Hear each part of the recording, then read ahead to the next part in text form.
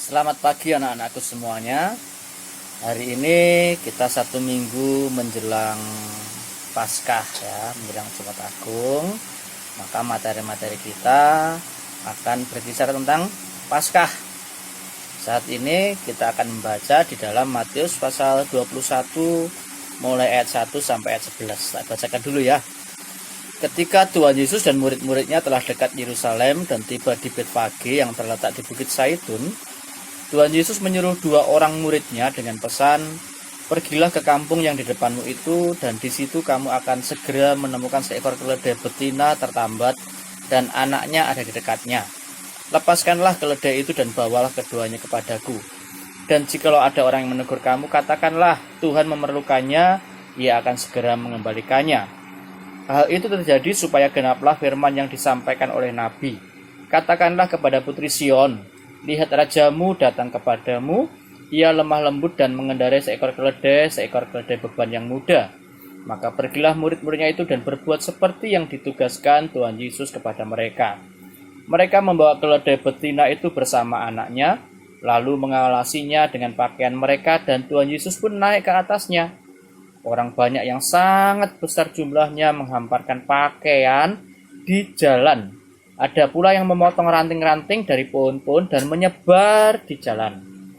Dan orang banyak yang berjalan di depan Tuhan Yesus dan yang mengikutinya dari belakang berseru, katanya, "Hosana bagi anak Daud, diberkatilah dia yang datang dalam nama Tuhan, Hosana di tempat yang maha tinggi." Dan ketika ia masuk ke Yerusalem, gemparlah seluruh kota itu, dan orang berkata, "Siapakah orang ini?" Dan orang banyak itu menyaut, "Inilah Nabi Yesus dari Nazaret di Galilea." Nah, puji nama Tuhan. Anak-anak, kita melihat 1 minggu sebelum Paskah, Tuhan Yesus masuk ke kota Betania, dan dia meneruskan perjalanannya besoknya ke Yerusalem. Tapi ketika di Betfage dekat Yerusalem, orang banyak itu ada menyambut Tuhan Yesus. Nah, orang-orang banyak itu sangat bersuka cita karena Tuhan Yesus mau datang ke Yerusalem. Ternyata pada saat itu pemimpin-pemimpin di Yerusalem itu mereka sudah sepakat untuk membunuh Tuhan Yesus, untuk menyalibkan Tuhan Yesus. Saya ulangi lagi. Pada saat itu para pemimpin-pemimpin di Yerusalem sudah banyak yang ingin menyalibkan Tuhan Yesus. Mereka berencana bukan cuma membunuh Tuhan Yesus, tapi salah satunya membunuh Lazarus. Nah, bayangkan ketika orang-orang sudah mulai merencanakan yang jahat, banyak orang merencanakan yang jahat, tetapi tetap ada orang-orang yang memuliakan nama Tuhan. Nah, ketika mereka di sini, ini termasuk salah satunya adalah anak-anak. Saya bacakan ya di ayat yang kita akan lihat di ayat yang ke-16, Matius 21 ayat 16.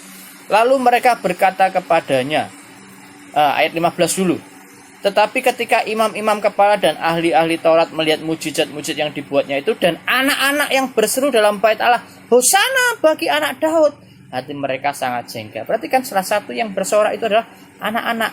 Nah, hari ini kita belajar, meskipun banyak orang yang menginginkan satu kejahatan, banyak orang yang tidak senang dengan kebaikan, tapi masih ada orang-orang yang memuji nama Tuhan, yaitu salah satunya adalah anak-anak. Nah, tugas kalian sebagai anak-anak, kita sebagai orang-anak yang terpelajar, anak yang pintar, yaitu apa? Tetap memuliakan nama Tuhan, tetap memuji Tuhan. Oleh karena itu, marilah anak-anakku, supaya kita pada Tuhan Yesus. Marilah kita memuji nama Tuhan. Meskipun orang lain tidak mau memuji nama Tuhan, kita memuji nama Tuhan.